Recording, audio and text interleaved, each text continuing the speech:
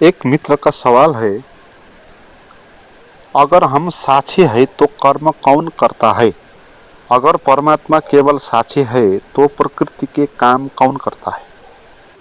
हाँ, प्रश्न बहुत महत्वपूर्ण है, क्योंकि हम अगर साक्षी है तो साक्षी का अर्थ है जो कर्म नहीं करता, जो कर्मों को देखता है, क्या हो रहा है उसको जो देखने वाला होता है वो साक्षी है। तो साक्षी जो होगा वो कर्म में लिप्त नहीं होगा, वो कर्म नहीं करेगा कम से कम है। साक्षी अगर कर्म कर जाता है तो फिर वो साक्षी नहीं रहता है। जैसे साक्षी उसको बोलते हैं जो दो लोग झगड़ा कर रहे हैं, उनको देखने वाला जो होगा साक्षी है, जिसका एविडेंस अदालत में होगा। तो अगर वो दोनों के साथ व किसी एक के पक्ष में झगड़ा करने के लिए सहभागी हो जाए तो फिर वो साक्षी नहीं रहेगा, है ना। तो कहते हैं कि साक्षी हमारा स्वभाव है, परमात्मा भी साक्षी है। तो फिर ये कर्म जो हो रहा है ये नहीं होना चाहिए,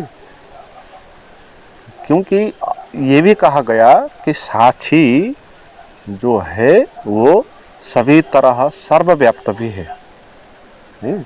तो फिर साक्षी के अलावा कुछ भी नहीं होता है, कुछ भी बचता नहीं। तो फिर कर्म कहाँ से निकल रहे हैं और क्यों हो रहे हैं? क्योंकि इस पृथ्वी में, इस ब्रह्मांड में आप देखें नॉन स्टॉप कर्म चल रहा है। ये पृथ्वी सोलार सिस्टम में सूरज के आसपास परिक्रमा करने का कर्म कर रहा है या हो रहा है।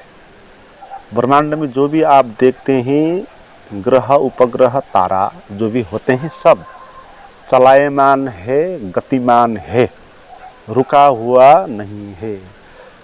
कोई भी चीज़ रुकी हुई नहीं है। जो चीज़ दिखती है रुकी हुई है ना, वो बाहर से दिखती है, मगर भीतर से वो संचालित हो रही होती है।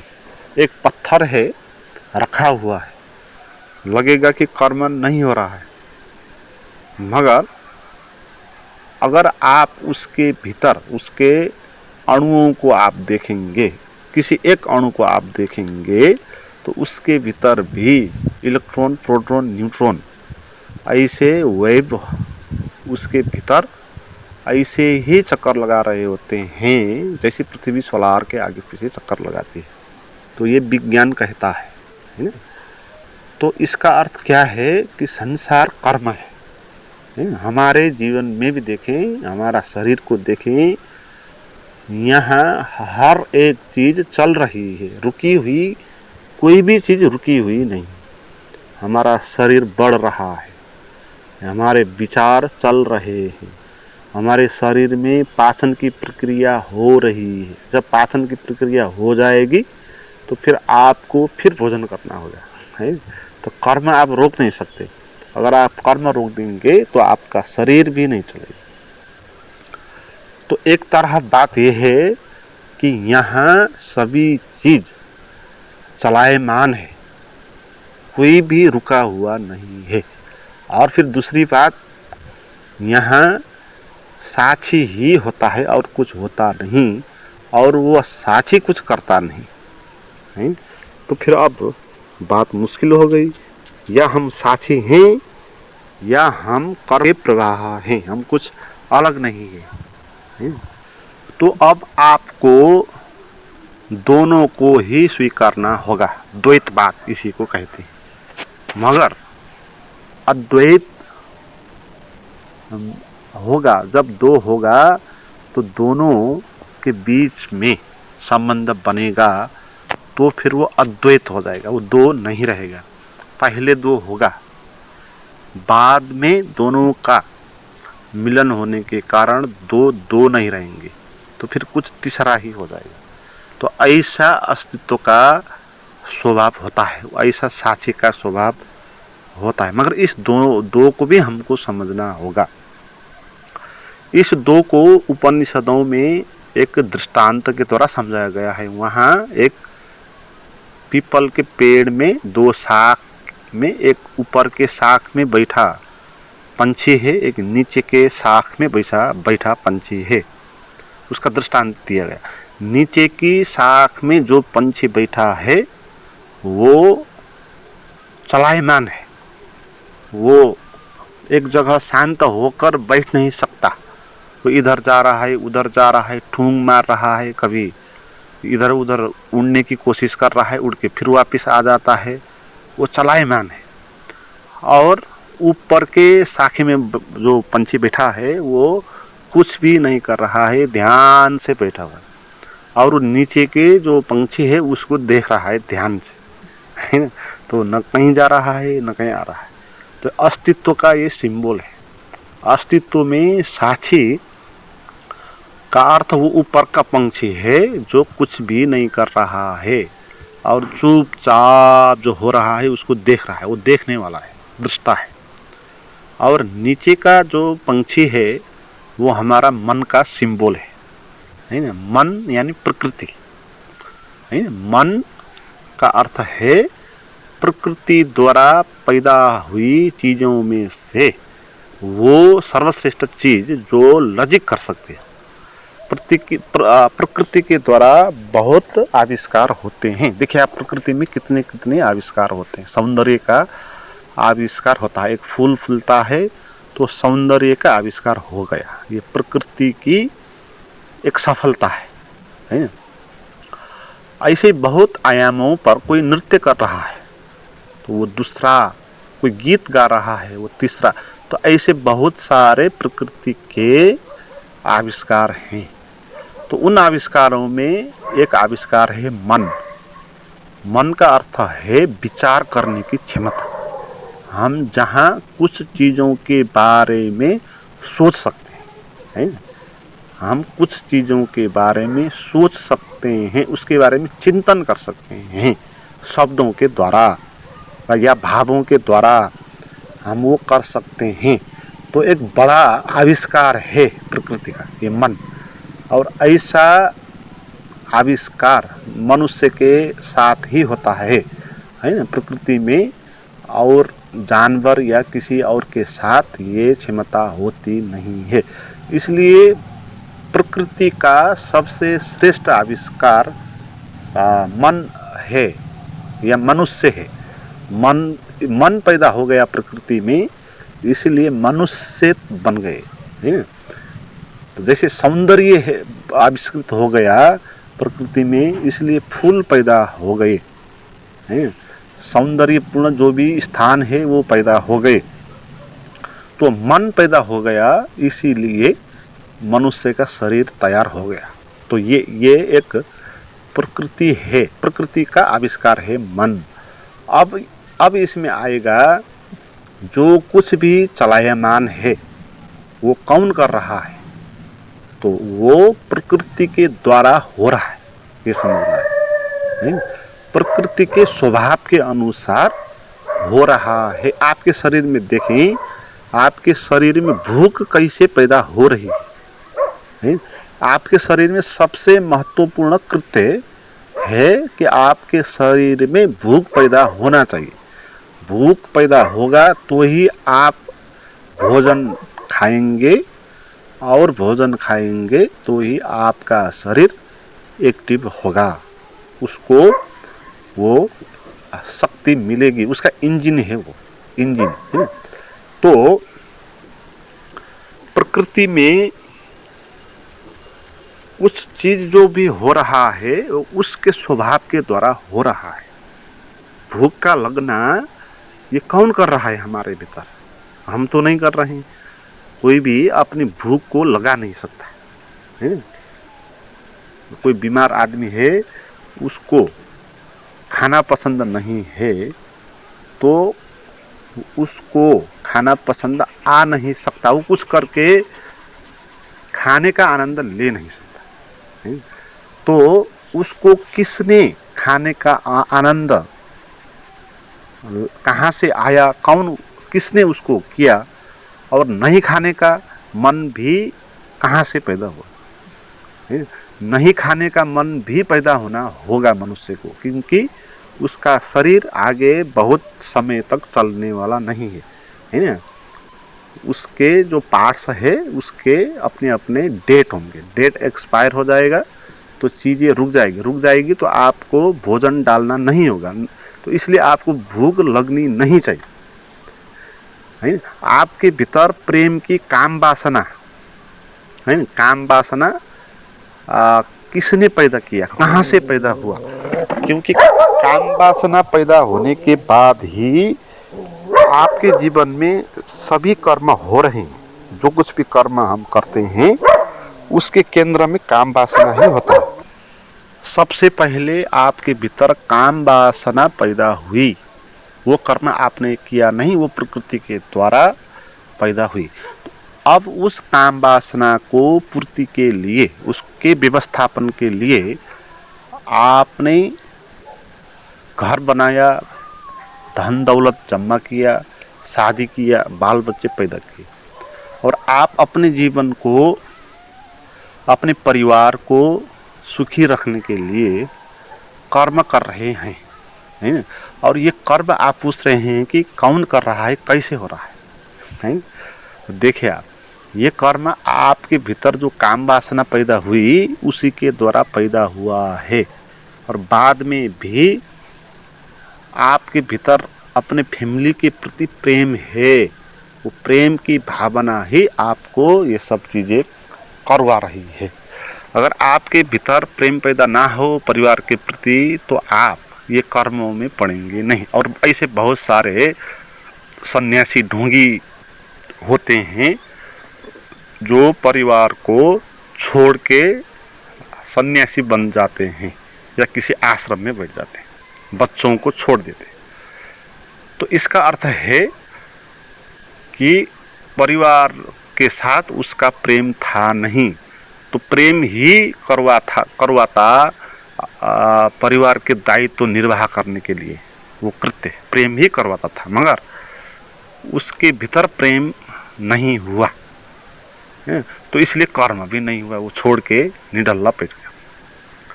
तो मनुष्य के साथ दो किस्म के कर्म होंगे। एक कर्म वो होंगे जो प्रकृति के द्वारा अपने आप होते हैं, वो कर्म होंगे, और एक कर्म वो होंगे जो प्रकृति के द्वारा उत्पन्न कर्म के बाद जो मन कर्म करेगा, वो मन का कर्म हो, है।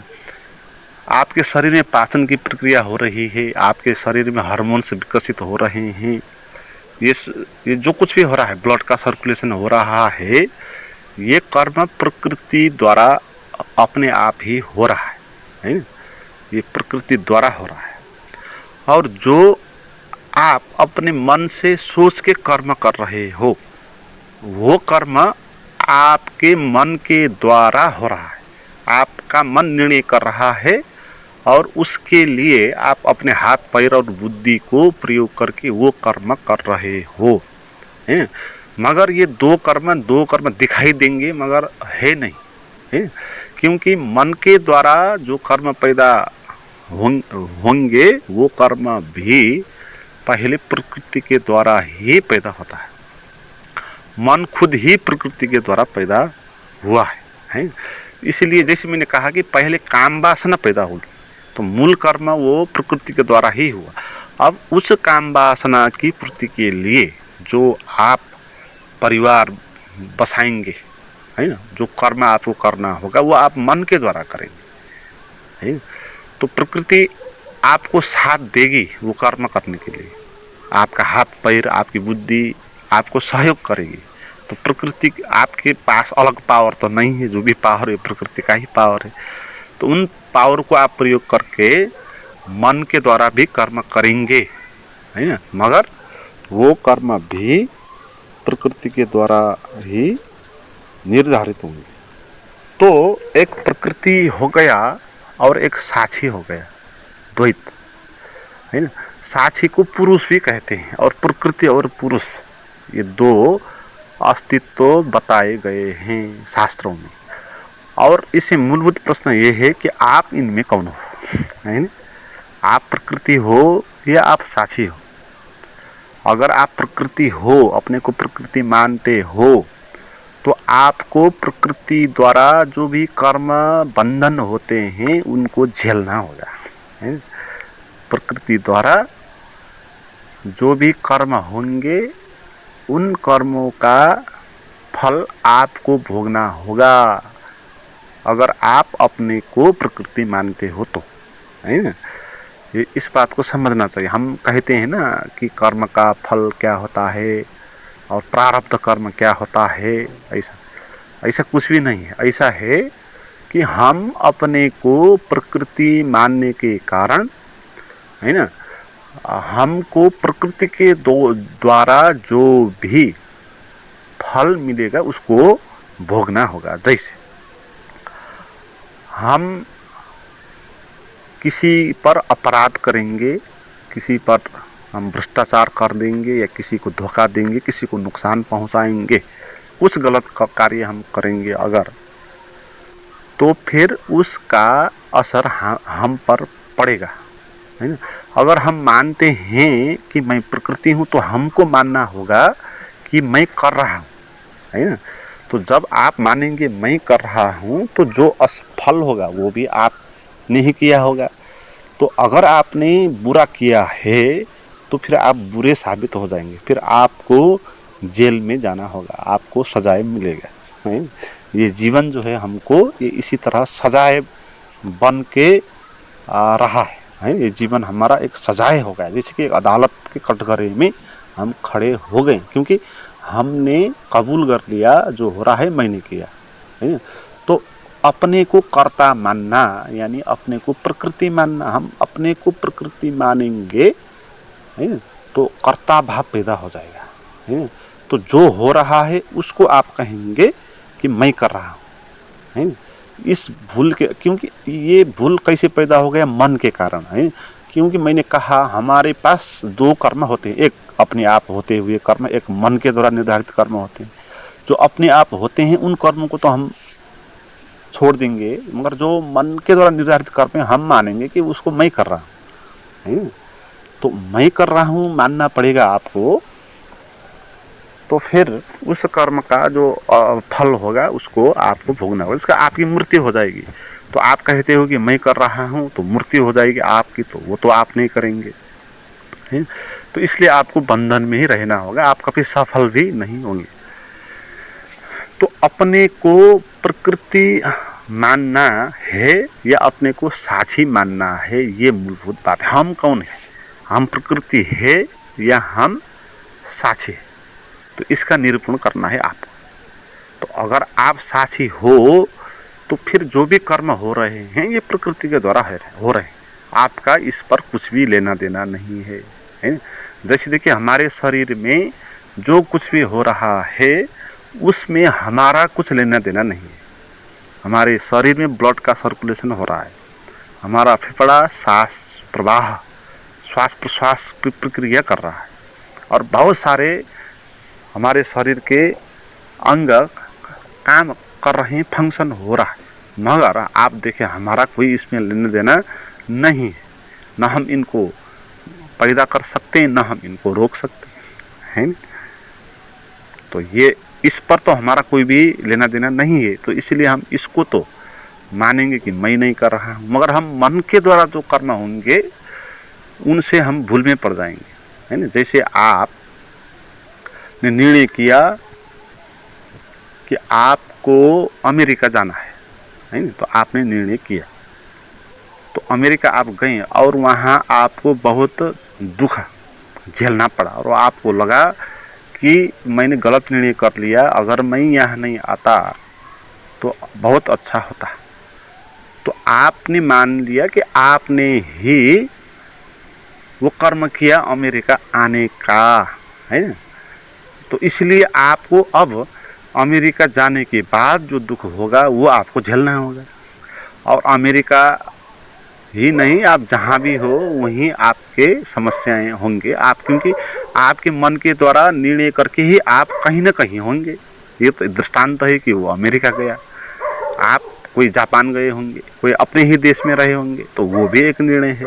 तो तो आप ये भी सोच रहे होंगे कि मैं अपने देश में बैठ के मैं कुछ घाटा में पड़ गया, अगर मैं विदेश जाता तो बहुत अच्छा होता, तो मेरा कर्म ने मुझे ये समस्या पैदा किया। तो आप अपने को कर्ता मान रहे हो। मगर इसमें देखना ये है, अमेरिका जाने का जो आपने कर्म किया वो कर्म किसने किया है?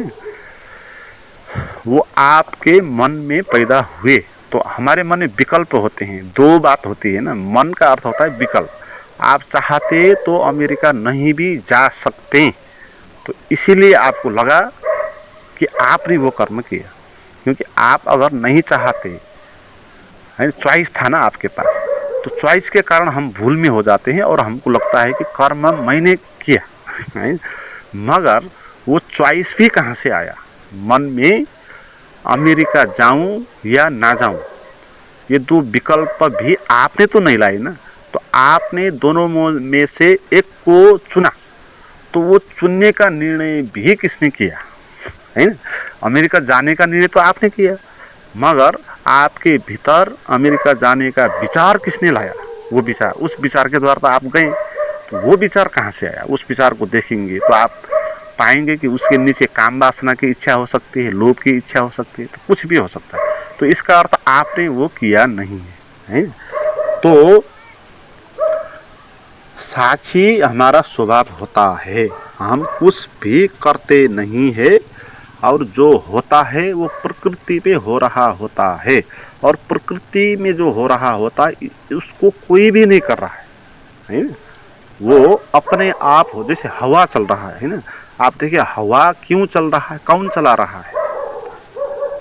हवा चलने के कारण ही ये पृथ्वी अस्तित्व में है, हम ही। अगर हवा नहीं चलती तो ऑक्सीजन हम ग्रहण कर नहीं पाते, तो ऑक्सीजन हमारा तो प्राण है। तो हवा का चलना ही मूल कृत्य है, इसके बाद ही हम पैदा हुए, इसके कारण ही हम पैदा हुए। तो हवा कौन चला रहा है? तो हवा कोई चला नहीं रहा है, हवा प्रकृति के द्वारा अपने आप ही पैदा हो रहा है। प्रकृति के भीतर शक्ति है, एनर्जी है, इलेक्ट्रॉन, प्रोटॉन, न्यूट्रॉन है हर एक अणु के भीतर। तो हर एक अणु भी कृत्य में शामिल है। तो इसके कारण बहुत पैमाने पर कर्म हो रहा है। इस कर्म के एक हिस्सा है हवा का चलना, है ना? ये पृथ्वी घूम रही है, ये बड़ा कर्म हो रहा है, और इसमें एक छोटा कर्म ये भी हो रहा है, हवा चल रही। हवा चलने के कारण हम भी हो रहे हैं। तो कर कौन रहा है? ये प्रकृति के द्वारा अपने आप हो रहा है, और आप प्रकृति नहीं हो, ये बात है। आप हो साक्षी। तो इसका अर्थ है आपके भीतर भी वो दो पंछी है, एक शाखा के ऊपर बैठा है, एक शाखा नीचे वाले शाखे में बैठा है। तो ऊपर वाला शाखा में जो है वो साक्षी है, नीचे वाला जो आप शरीर है, आपका मन है। तो आप अपने को मन मानते हो, शरीर मानते हो, तो आपको फिर कर्ता होना पड़ेगा, कर्ता का फल का बंधन आपको होगा। अगर आप अपने को साक्षी जानते हो तो कर्म तो होते रहेंगे। आपके शरीर में भूख लगती जाएगी, प्यास लगती जाएगी, भूख लगने के कारण आपको कुछ कर्म होगा। आपके शरीर में, आपके मन में प्यार प्रेम पैदा हो जाएगा, तो उसके कारण आपको किसी को खुश करने के लिए कुछ कर्म करना होगा। तो ये कृत्य तो अपने आप होंगे प्रकृति के स्वभाव के द्वारा। शरीर का अपना कर्म है, मन का अपना कर्म है ना? ये अलग अलग कर्म होते हैं ना। जैसे हमारे भीतर कितने सिस्टम है, सबका अपना अपना फंक्शन है। जैसे फेफड़ा का अपना फंक्शन है, उसका फंक्शन है सांस को लेना और बाहर निकालना।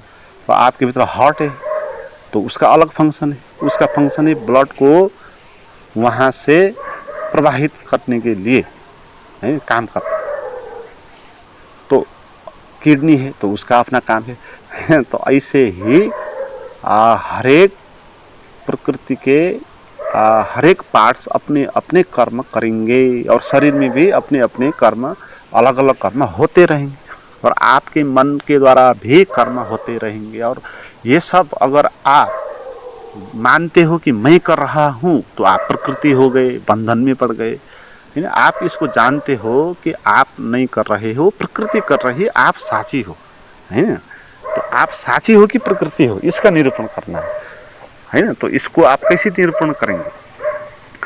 जैसे आप अपने को मानते हो कि आप प्रकृति हो, कर्ता हो, तो आप ये मानना पड़ेगा कि आप ही अपनी सांस चला रहे हो, अपना विचार चला रहे हो, है ना, ये मानना। तो आप ही अपना विचार और अपना सांस चला रहे हो कि नहीं रहे हो, इसको आप देखें, है ना। हम तो मानते हैं सांस भी हम चला रहे होते हैं, मगर जब हम रात में सो जाते हैं तो फिर वहाँ सांस चलाने वाले आप तो नहीं होते, तो कौन चला रहा होता है ना। जैसे हम बेहोश हो जाते हैं तो वहाँ पर तो हम है ही नहीं, बेहोश हो गए थे। तो अगर हम सांस चलाते हैं तो बेहोश होने में तो हमको मर जाना होता, कि कौन सांस चलाता है। तो इसीलिए सांस अपने आप चल रहा है। आपके मन में भी जो विचार चल रहे हैं आप चला रहे हैं, अपने आप प्रकृति चला रही है, इसको देखें, है। तो आपका होने नहीं होने का कुछ फर्क नहीं पड़ेगा, विचार अपने नियम के अनुसार चलेगा, सांस अपने नियम के अनुसार चलेगा। तो आप ये कृत्य करने वाले नहीं हो, ये कृत्य अपने आप हो रहे हैं। भूल कहाँ हो रही है कि हम स्वयं को साक्षी नहीं जान रहे हैं।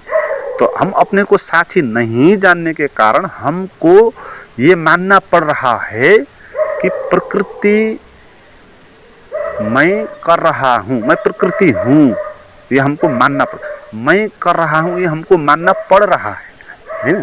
मगर हम कर रहे हैं वो नहीं होते। हमारे मन में कुछ भी विचार चला तो वो हम नहीं कर रहे, वो प्रकृति के द्वारा ही हो रहा होता है ना। आपके मन में जो विचार चलेंगे, आप जहाँ पर बैठे हो, जिनका आप पर प्रभाव पड़ रहा है, तो वहाँ से आ रहा है। जैसे हवा आ रहा है कहीं से आप पर पहुँच रहा है, ऐसे ही आपके मन में भी आप जिस चीज़ के साथ संगति कर रहे हो उस वहाँ से वो विचार आ रहे हैं, तो आपको वो विचार का अनुभव हो रहा है।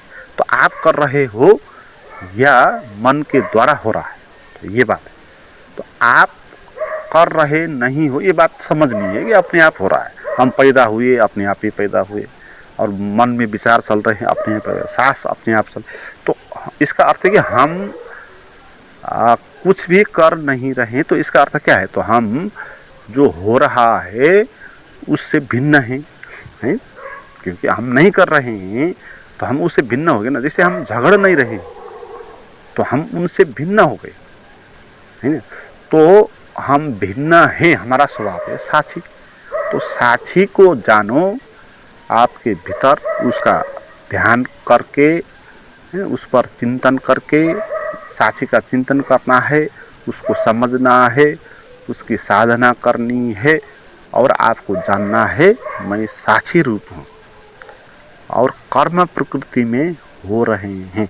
और असल में कहें तो प्रकृति भी साक्षी के कारण ही पैदा हुई, है ना। जो प्रकृति है और जो कर्म जहाँ हो रहा है वो प्रकृति साक्षी के कारण ही है ना। इसको कहते हैं लीला, है ना। ये रहस्य को कहा ये प्रकृति है लीला, क्योंकि परमात्मा है, साक्षी है, तो उनका होना इतना बड़ा है, इतना आनंददायक है, सच्चिदानंद है। तो कुछ ना कुछ तो होना चाहिए ना, कुछ पार्टी होनी चाहिए, सेलिब्रेशन होना चाहिए। तो ये सब ब्रह्मांड, ये प्रकृति है, सेलिब्रेशन हो रहा है। जैसे बड़ा सम्राट कहीं आ रहा है, कहीं बैठ गया है, और नृत्य करने वाले और मृदंग बजाने वाले आकर वहाँ बजा रहे, बाजा बजाने वाले बजा रहे, और बाजा बजाने वाले की कोई हैसियत नहीं है, वो सम्राट को खुश करने के लिए बजा रहा है ना। तो ऐसे ही ये प्रकृति में बाजा बज रहा है ना। ये देखें ना आप, ये सब बाजा है, ये नृत्य है। ये पृथ्वी नृत्य कर रही है, सोलार सिस्टम के आसपास ये नृत्य है। एक आदमी भी अपने जीवन में देखे, बच्चे को देखे आप, नृत्य कर रहे हैं, गा रहे हैं, नहीं। मगर आदमी में ये भ्रम है कि वो साक्षी नहीं है, वो प्रकृति है। तो इस कारण उसको बंधन अनुभव हो रहा है, ये अज्ञान है। मगर ये प्रकृति द्वारा जो कर्म हो रहा है ये सेलिब्रेशन है, ये परमात्मा के उपस्थिति के कारण है। तो परमात्मा का होना वो कुछ अलग ही बात है, वो सम्राट का होना कुछ अलग ही बात है, वो बाजा बजाने वाला का बाजा वो अलग बात है। मगर सम्राट इतने बड़े आदरणीय है, इतने माननीय है, तो उनको हम स्वागत करेंगे, उनको हम खुश करेंगे, है ना, तो सेलिब्रेशन करेंगे। तो इस तरह प्रकृति सेलिब्रेट कर रही होती है। तो इस तरह आप इसको समझे। और कुछ नए मित्र होंगे जो मेरे पास जो प्राइवेट गाइडेड मेडिटेशन इत्यादि प्रवचन हैं, तो उनको प्राप्त करने के लिए मुझे बात कर सकते हैं, चैट, उसका नंबर और लिंक डिस्क्रिप्शन में है।